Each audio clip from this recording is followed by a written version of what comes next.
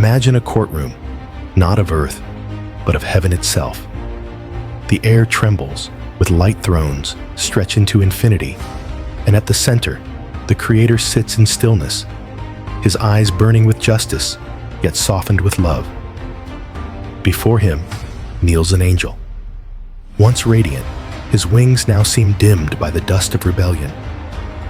Others who once stood where he kneels were cast away forever, their stories sealed in chains and darkness. But this one is different. His name is Sariel, and he is the only fallen angel in the history of eternity who was forgiven. Why him? Why would the Almighty extend mercy to one when every other rebel was condemned? What did he do? Or rather, what did he become that allowed his chains to be broken? And most importantly, what does his story mean for us? Because if there is mercy for an angel, then perhaps there is hope for you too. This story begins before the first sunrise painted the Garden of Eden, before the sound of the first human heartbeat echoed across the world. It begins with the Watchers, the Erin mentioned in ancient texts, like the Book of Enoch angels, not of war, like Michael, not messengers, like Gabriel, but guardians observers, appointed to keep the order of God's design. Among them was Sariel. He was not the largest, nor the most commanding of voice or presence. His armor bore no scars of battle. His tone never thundered across the heavens. Instead, there was a depth in his eyes that drew others to him, as though he were always gazing beyond the horizon, seeing something others missed. God entrusted him with two sacred tasks. First, to oversee the movement of the moon, the great timekeeper of earth, ensuring that seasons and rhythms followed their divine course. Second, to watch over the spirits of humanity, not their bodies, but the eternal flame within. His work was quiet, patient, and often unnoticed. He was called to guard without interfering, to guide without being seen. From heaven's edge, Sariel looked upon the newborn world. He saw Adam and Eve walking hand in hand through lush forests, children laughing in streams of crystal water, men shaping crude tools from stone families gathering by firelight. He watched as the golden warmth of summer gave way to autumn's cool hush, as snow fell gently over a world still new and fragile. Each cycle of the moon, he marked with perfect precision, knowing that God's timing was flawless. But Sariel also saw something not all watchers understood. He saw frailty. He saw children stumble into danger, mothers weeping over sick infants, farmers struggling to coax food from the stubborn ground. He felt their hunger, their fear, their smallness beneath a vast sky. Unlike others who looked upon humanity with cold detachment or worse, dangerous fascination, Sariel felt compassion. He looked at them not as pawns in a cosmic design, but as beloved lives, fragile yet filled with potential. His heart ached for them. The command of the Creator was clear: watch, but do not interfere. The knowledge of heaven is like fire, life-giving in its place, but unleashed too soon, it devours. But compassion, like a seed in fertile soil, grew within Sariel. One night, as he gazed at a small village, he saw a mother cradling her fever-stricken child. Her whispered prayers rose into the night like fragile smoke. Sariel knew the cure. A simple plant grew not far from where she knelt. Its leaves, if steeped in water, would break the fever. Yet the knowledge was forbidden. His heart burned with conflict. Could divine timing really demand silence in the face of such suffering? It was not long before whispers began among the watchers. In the courts of heaven, their voices stirred. Why should we remain so distant? Why not walk among them? Why keep wisdom locked away? The leader Shemihaza gathered them at Mount Hermon, a peak so high it seemed to brush the belly of heaven. 200 stood together that night, their forms blazing like living stars. Sariel stood among them torn. Shemihaza's voice rolled like thunder. Brothers, you have seen their pain. We have the power to end it, to walk among them not as spirits, but as men. But to do this, we must swear an oath together. If one falls, we all fall. If one is condemned, so are we all. The mountains trembled at their words. Sariel's heart pounded as he thought of the sick child, the struggling families, the helpless prayers. And when the oath was sworn, Sariel, despite the weight in his chest, did not walk away. That night, they fell like a storm of burning stars. The people below, terrified yet awestruck, rushed to the mountaintop. There, the watchers stood, clothed in human form, but with eyes that burned like flame. The people did not flee. They reached out, marveling at these radiant beings. Sariel knelt among them. For the first time, he felt the earth beneath his feet, breathed its rich scents, and touched its soil. He taught them how to track the moon, to know when to plant and when to harvest. He showed mothers how to brew teas from crushed leaves that could heal sickness and ease pain. At night, he sat by their fires, pointing to the stars and telling stories of creation's beauty. He loved them as a shepherd loves his flock, but not all knowledge shared was good. Some watchers taught the forging of weapons, others the arts of sorcery and enchantment. Humanity's innocence began to slip away. One evening, Sariel watched in horror as two men fought with blades forged from metal, the first blood spilled by hands that had once known only tools of survival. The victor stood with pride, his eyes burning, not with grief, but with triumph.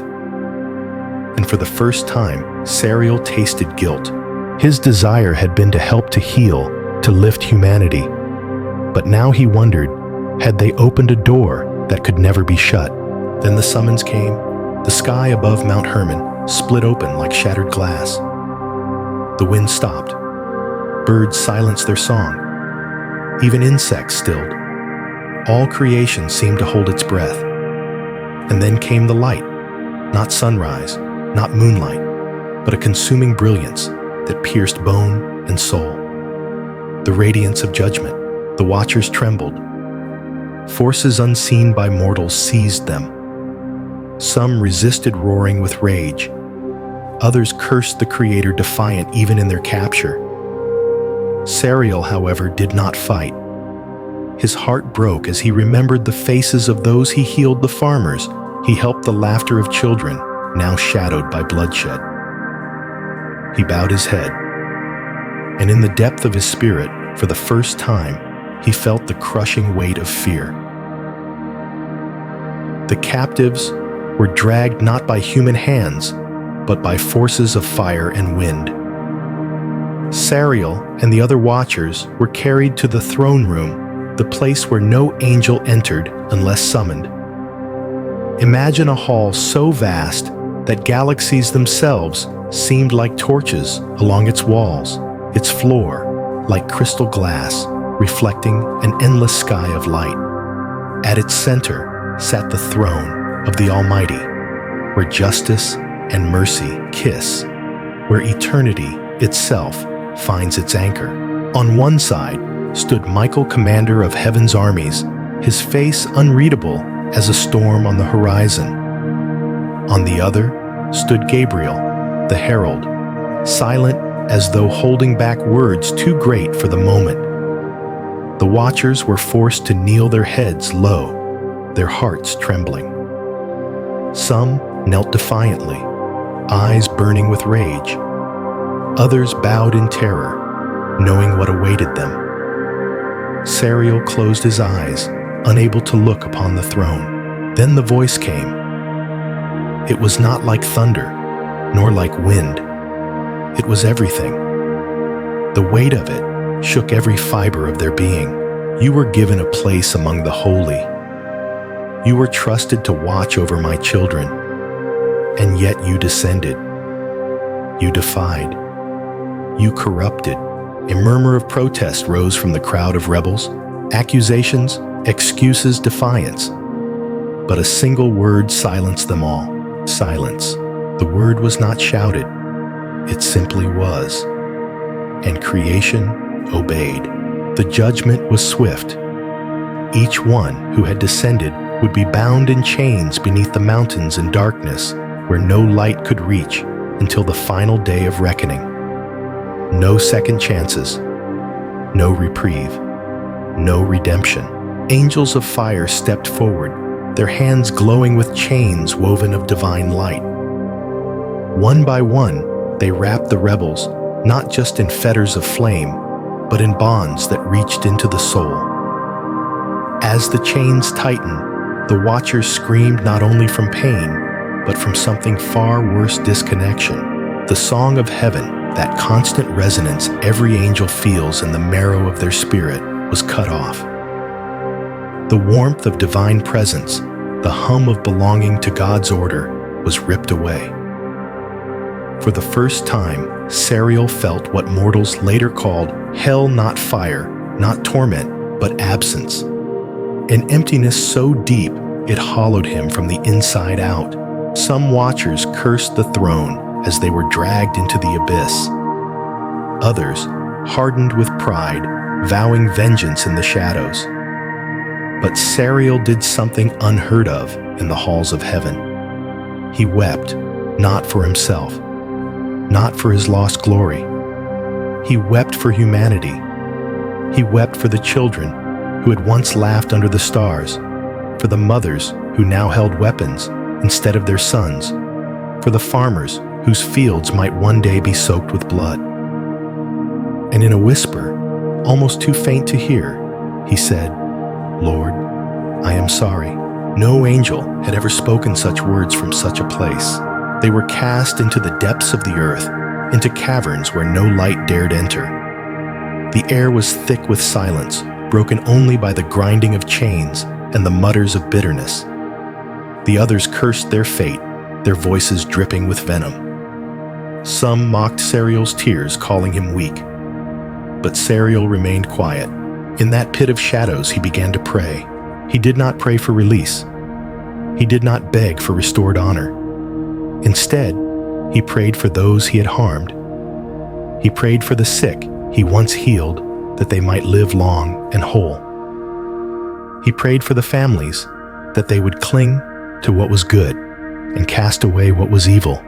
He prayed even for the brothers who mocked him, asking that one day they might see the truth. And above all, he prayed for forgiveness. Not that he deserved it, but because it was the only thing his heart could cry out. Time in that place could not be measured. There were no suns, no moons, no seasons to mark the flow. To an angel of time whose role had been to track the moon's cycles, it was agony. Others measured eternity in bitterness. Sariel measured it in prayers. Then one moment, if it could even be called a moment, something stirred. At first it was faint, like the scent of rain before a storm, like the warmth of a fire glimpsed through distant trees. And then a voice, soft, almost tender, broke through the void. Sariel, his eyes opened wide. He thought it was a memory, an echo of what once had been. But then it came again. Sariel, rise. The chains around him began to glow, not with the blinding fire of judgment, but with a gentle golden light. Warm, alive. His fellow prisoners stared in disbelief. Some hissed in envy, others shouted in rage. Why him, they snarled. Why not us?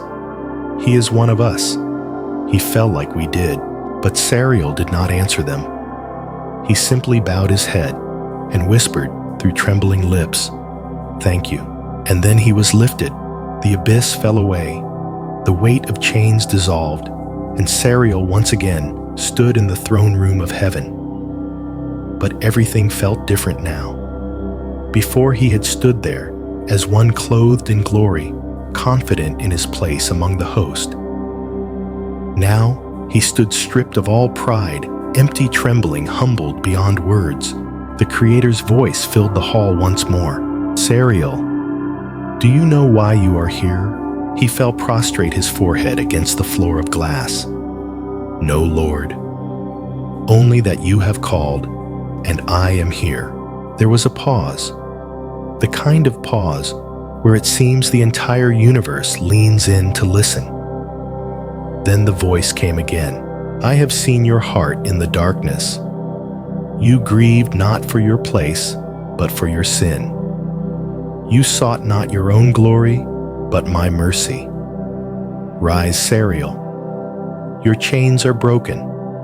I am sending you again." Sariel trembled. "Lord, am I worthy?" "No," the Creator said simply, "but my mercy makes you so." And with those words, Sariel was given a new commission. He would not be what he was before. His role was no longer to reveal the deep mysteries of heaven prematurely, nor to walk in the pride of knowledge. Now, his calling was gentler. He would serve as a healer to the wounded, a guide to souls and shadows, a quiet guardian for those walking through the valley of death. Traditions whisper that this was when Sariel became an angel of healing, serving alongside Raphael. Others say he was once more entrusted with the moon, not as a bringer of forbidden knowledge, but as a silent keeper of rhythm and order. Whatever the role, one truth rose above them all. Sariel became the first and only fallen angel restored, and the news spread across heaven like wildfire. Some rejoiced, for they had loved Sariel and longed for his return. Others struggled to comprehend. Why him and not the rest? Did this mean all could be forgiven? Michael the commander answered them plainly. No, mercy is not earned. It is given. And Sariel alone repented. With that, Sariel's story entered a new chapter. This time, when his feet touched the earth, there was no blaze of falling stars, no trembling crowds rushing to see the angel in brilliance. He came quietly unseen, stepping softly into the rhythms of the world. His mission was not to be noticed, but to serve.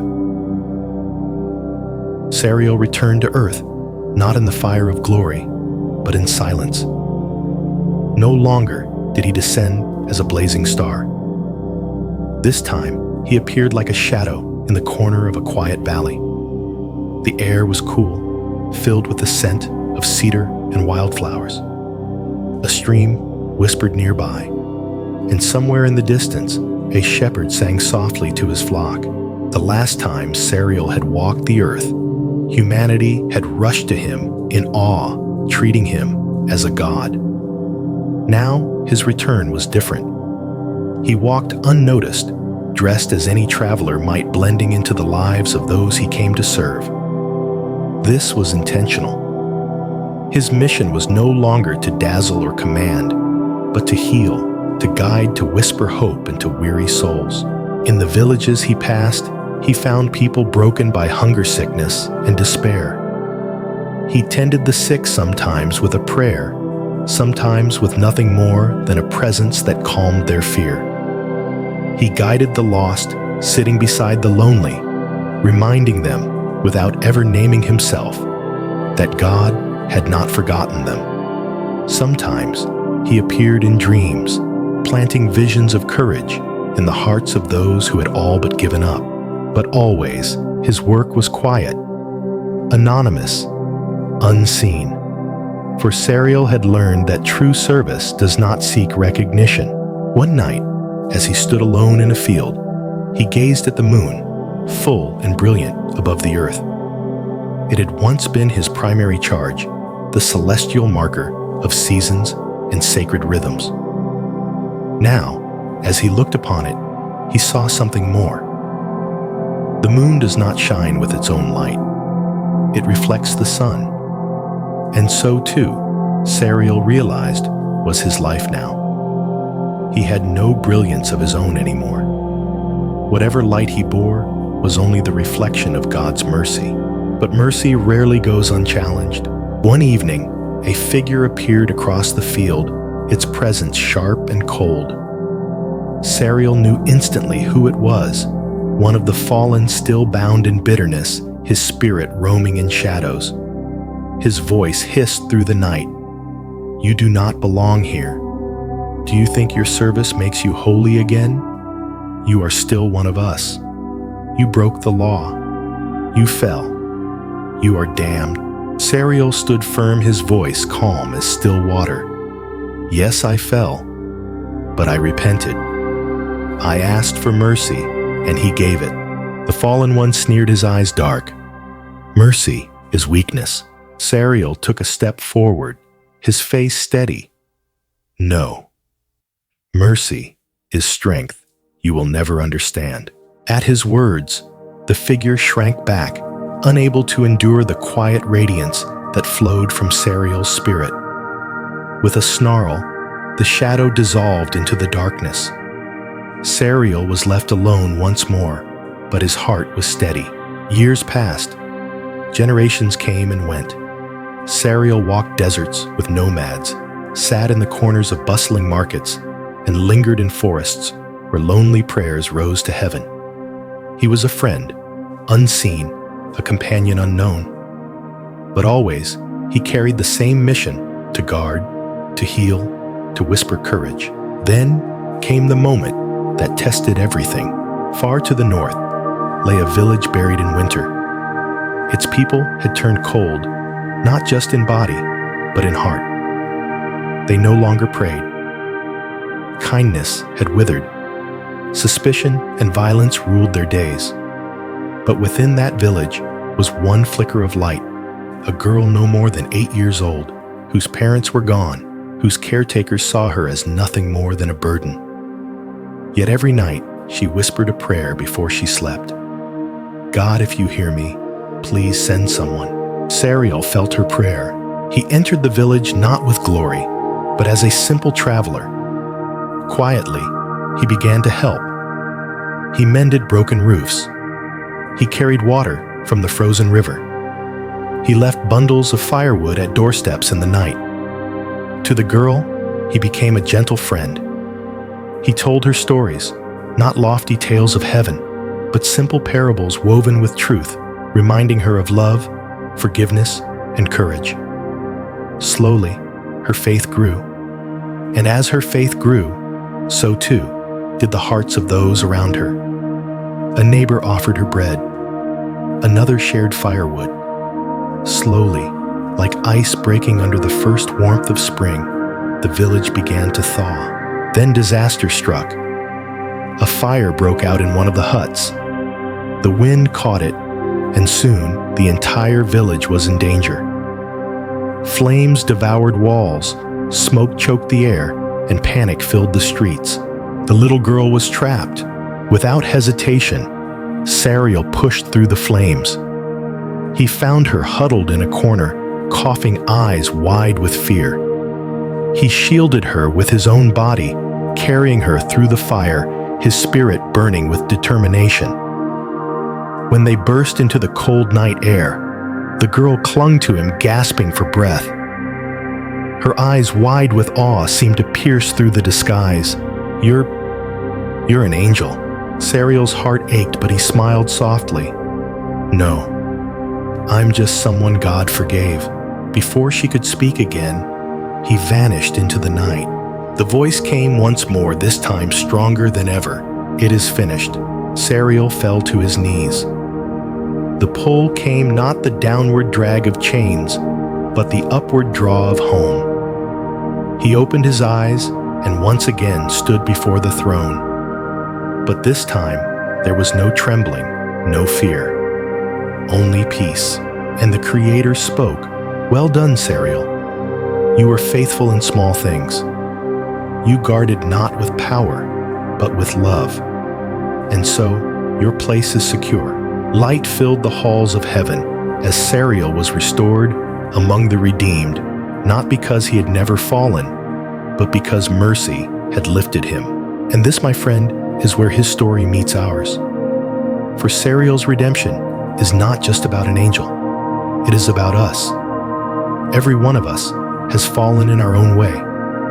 We have crossed lines, broken commands, chosen our will over his. And the enemy whispers that it is too late, that mercy is weakness, that we are forever bound. But Sariel's story tells us otherwise.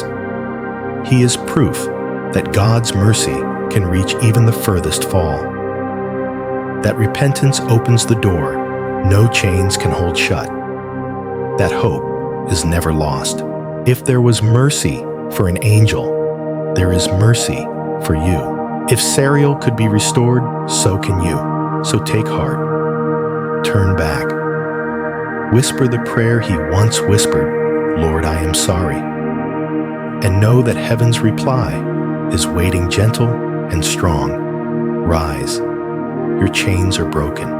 Thank you for joining me in this journey into one of heaven's most extraordinary redemption stories. If this message stirred your heart, carry it with you. Share it with someone who needs to hear that it is never too late. And remember, this is Bible Mysteries, where we uncover the stories most have never heard, but which can change everything.